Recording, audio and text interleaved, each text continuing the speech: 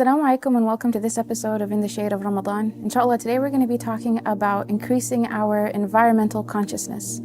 And subhanAllah, when we think about being conscious about the environment, one of the things that we all know in Islam is that we are supposed to appreciate the blessings given to us. That Allah subhanahu wa ta'ala has given us beautiful land to live on, clean air to breathe, clean water to drink. That Allah subhanahu wa ta'ala has provided us with healthy food and a clean environment. All of these things are blessings, and one of the ways that we show our appreciation for the blessings of Allah subhanahu wa ta'ala is to take care of those blessings, to try to increase those blessings. And subhanAllah, there are many ways that we can do this. But first, I want us to think about a beautiful hadith of the Prophet Muhammad ﷺ. The Prophet ﷺ said, "This world is green and delightful, and Allah has put you in charge of it and is watching how you behave." This is an amazing hadith for everybody who has heard of the green efforts. This is a very green hadith where the Prophet ﷺ is explaining to us that the earth was given to us in a good state and that Allah subhanahu wa ta'ala is watching over us to see how we deal with it. So we are responsible for what we do. We will be asked about what we do. And when you think about the purpose of Ramadan itself, Allah subhanahu wa ta'ala mentions لَعَلَّكُمْ تَتَّقُونَ, so that we may be more God conscious. Now, if you know you're going to be asked about something, if you know that Allah subhanahu wa ta'ala is watching you on how you deal with this earth, this is something that can increase your God consciousness if you are able to develop good habits that you feel that Allah subhanahu wa ta'ala would be pleased with. The way that you deal with water, the way that you deal with food, the way that you deal with the environment, all of these things.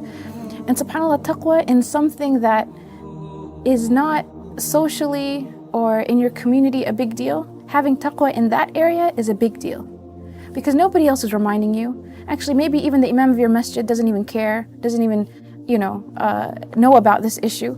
It's very possible that your family doesn't know about this issue. But if you practice consciousness on an issue that you know Allah subhanahu wa ta'ala values, and nobody else around you really values, this is an amazing thing, and it's a valuable thing. So it's much harder to do. And yet there is possibly more reward for it, because by you being conscious first, you invite yourself, and then you invite your family, and then you invite your entire community to practice this type of consciousness. And environmental consciousness is not something to say, okay, this is a Western thing, or this is a non-Muslim thing. This is an Islamic thing. The hadith of the Prophet Muhammad ﷺ is very clear. There's another hadith that he mentions, if a Muslim plants a seedling or cultivates a field, whenever a bird, a human, or an animal eats of it, it will be counted as charity for him.